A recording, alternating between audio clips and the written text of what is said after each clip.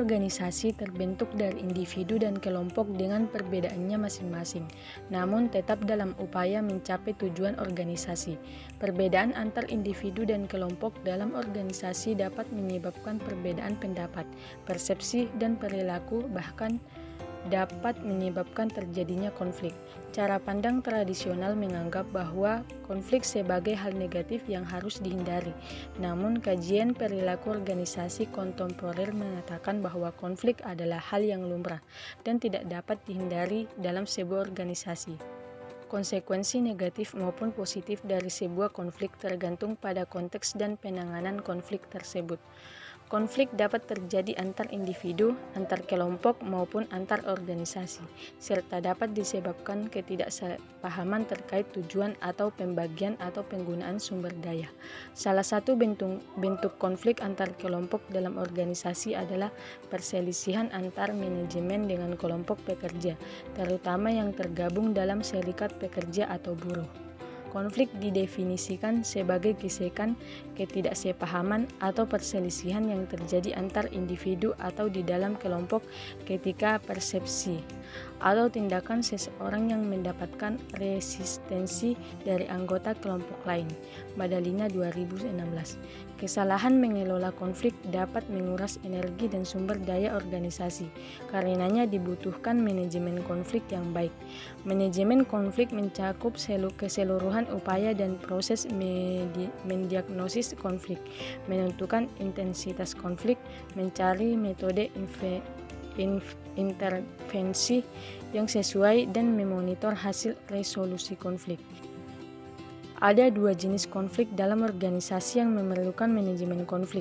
Konflik yang terkait tugas atau tes konflik merupakan konflik positif karena mengarah pada cara mengatasi masalah berdasarkan perspektif yang berbeda, sehingga dapat mendorong kreativitas dan membantu pengambilan keputusan organisasi. Sedangkan konflik terkait hubungan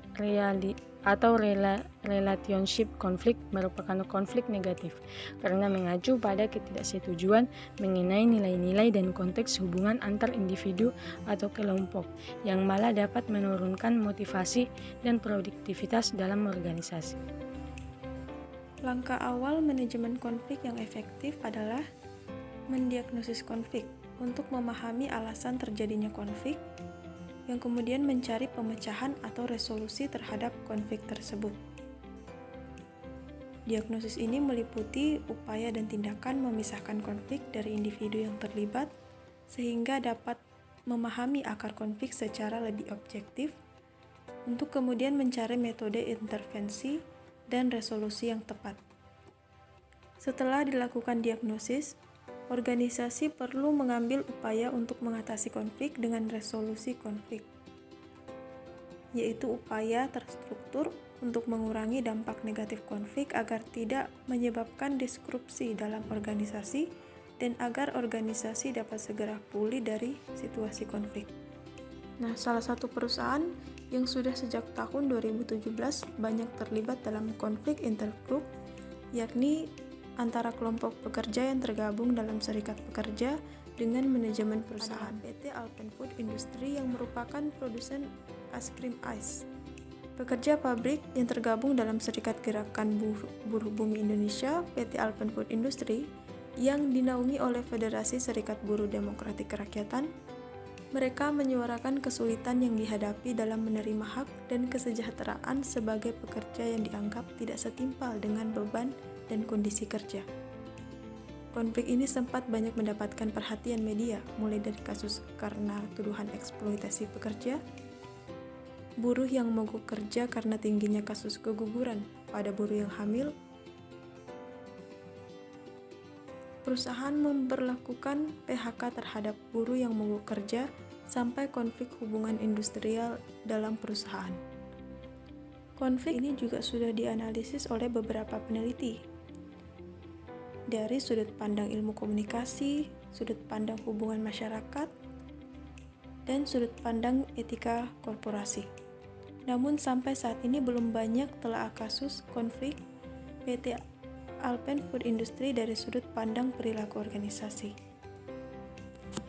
Karenanya, penulis bertujuan untuk menganalisis konflik organisasi pada PT Alpen Food Industry dari perspektif perilaku organisasi dengan merujuk pada teori dan konsep manajemen konflik serta resolusi konflik, dan memberikan rekomendasi terhadap langkah-langkah strategis dalam penanganan konflik agar memberi manfaat bagi organisasi. Metode studi kasus ini menggunakan pendekatan deskriptif kualitatif dengan sumber data sekunder yang berasal dari studi pustaka terhadap artikel ilmiah dan artikel populer yang terkait dengan topik. Berdasarkan data sekunder yang terkumpul, penulis melakukan analisis dengan membandingkan temuan-temuan penulis terdahulu terkait kasus konflik manajemen dan bekerja pada PT AFI dengan literatur terkait perilaku organisasi dan manajemen konflik. Nah, pada model yang digunakan untuk menelaah studi kasus ini adalah model Thomas 1992 serta instrumennya yakni Thomas Kleeman Conflict Made Instrument atau TKI yang terdiri dari 5 jenis resolusi konflik Thomas and Kleeman 2008, yakni yang pertama itu ada avoidance, yakni menghindari konflik karena dianggap akan menyebabkan ketegangan atau karena kurangnya kepercayaan diri dalam mengelola konflik. Yang kedua ada competition, yakni menghadapi konflik dengan argumentasi dan debat secara langsung. Dan ketiga ada accommodation, yakni cenderung mengalah untuk kepentingan yang lebih besar dengan cara mengorbankan sebagian dari kepentingan diri atau self-sacrifice. Nah, keempat ada kompromis yang berada di tengah-tengah baik dalam hal ketegasan maupun kerjasama atau cooperativeness. Nah, kelima ada collaboration yang melibatkan peleburan ide bersama dari pihak-pihak yang berkonflik sehingga mendapatkan solusi jangka panjang yang optimal. Nah, di samping itu, studi kasus ini juga menelaah penerapan Alternative Dispute Resolution atau ADR dalam bentuk negosiasi dan mediasi. ADR merupakan mekanisme alternatif yang dapat diambil organisasi dalam mengatasi konflik yang menghindari litigasi atau dalam hukum yang berbelit, terutama dalam konflik antar kelompok atau antara manajemen dengan serikat pekerja. Litsky et al. 2009. Selanjutnya yang ketiga yaitu hasil dan pembahasan.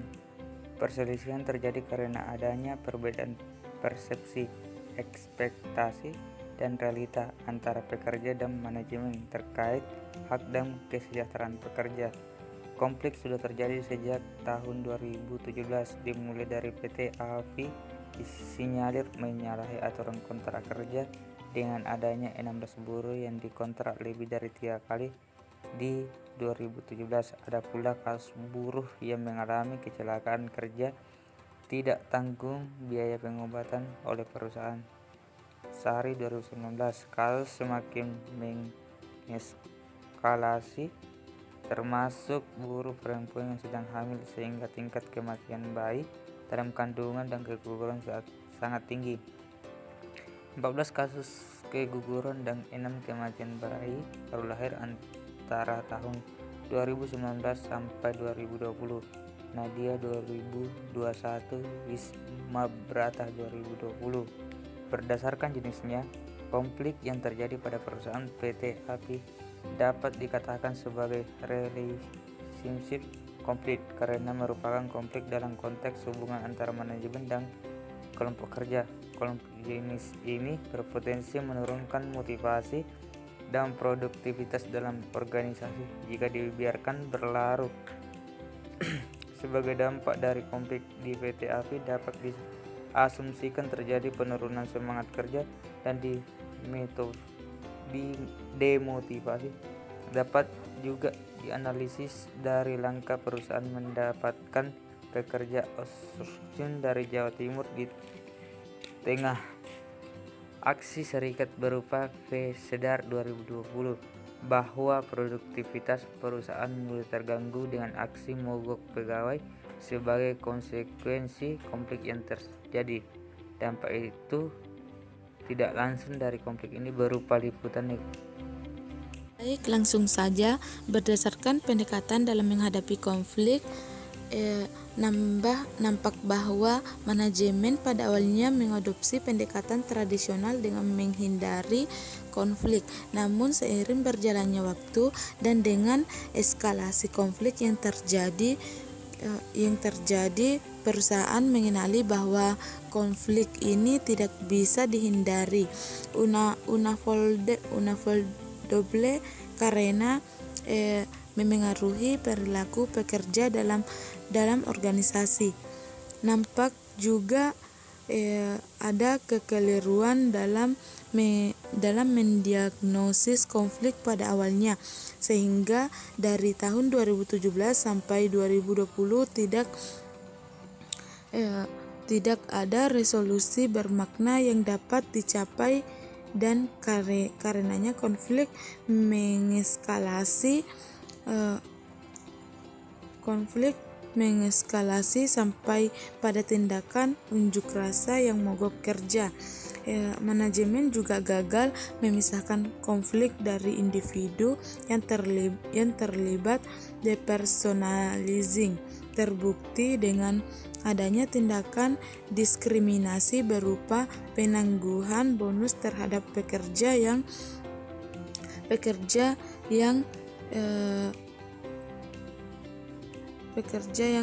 pada waktu itu sempat dilakukan mogok kerja di tahun 2017 dan 2018.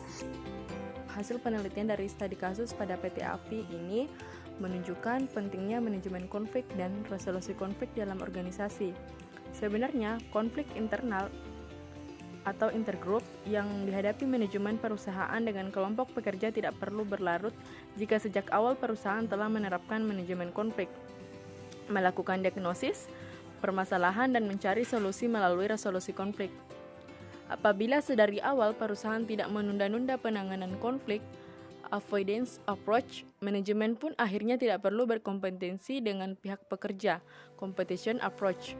Apabila lebih banyak waktu dan tenaga bisa diluangkan untuk bernegosiasi melalui mediasi dengan persetujuan bersama, atau tidak ada paksaan, maka tidak tertutup kemungkinan dengan adanya solusi yang cenderung kolaboratif atau collaboration approach.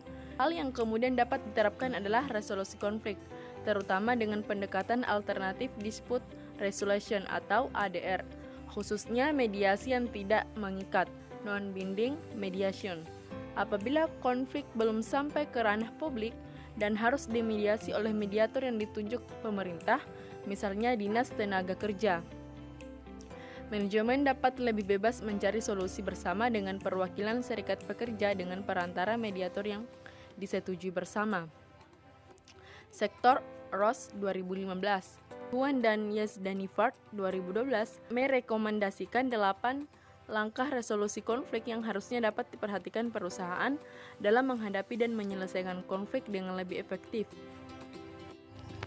Simpulan.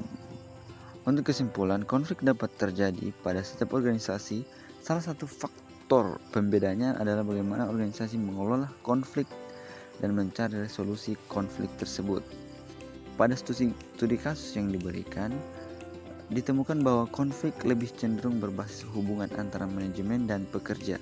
Dengan adanya keluhan dan laporan berlaku dan perjalanan konflik terjadi, perusahaan yang pada awalnya menerapkan penghindaran konflik atau advance setelah konflik terreklamasi, strategi yang diterapkan malah adalah competition dengan beberapa kebijakan dan tindakan sepihak yang diambil manajemen.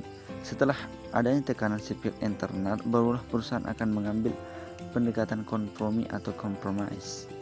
Sebenarnya pihak perusahaan dapat menghindari eskalasi konflik jika di hari awal sudah menerapkan manajemen konflik, diagnosis konflik yang objektif serta sukarela dan tidak mengikat, namun sama-sama bermanfaat bagi kedua belah pihak, sehingga dapat mencapai solusi kolaboratif yang merupakan implementasi dari alternatif dispute resolution atau ADR yang dapat diterapkan perusahaan. Dengan manajemen konflik yang mekanisme resolusi konfliknya yang baik, eskalasi konflik dapat dihindari dan diharapkan hubungan antara pihak yang berkonflik dapat tetap terjaga serta produktivitas dan kinerja perusahaan tetap dapat tercapai dengan efektif. Jadi secara menurut kami, perusahaan ini sudah menerapkan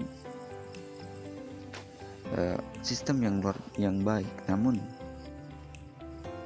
sistemnya itu agak lebih condong untuk menenangkan diri sendiri dari perusahaannya, sehingga para pekerja itu merasa bahwa hak mereka itu disepelekan. Namun sebenarnya perusahaan ingin menghemat dan juga meraup untung yang lebih banyak. Tapi salahnya di perusahaan adalah tidak terlalu memperhatikan pekerjanya. Sehingga untuk solusinya yaitu pertama, perusahaan harus sukarela agar dapat mencapai solusi yang kolaboratif dan disepakati sehingga tidak ada yang dirugikan oleh kedua belah pihak. Studi kasus pada PT AFI ini yaitu pandangan konflik antara manajemen dan buruh, yang dimana merupakan jenis konflik antara kelompok dan organisasi. Nah, dimana mencerminkan ketegangan yang melekat dalam hubungan industri, resolusi yang berhasil seringkali melibatkan keseimbangan kepentingan antara kedua pihak, pengakuan terhadap hak pekerja, dan upaya untuk menciptakan lingkungan kerja yang sehat. Nah, jurnal ini juga memberikan kontribusi yang berharga dalam memahami konflik manajemen dan pekerja di lingkungan organisasi.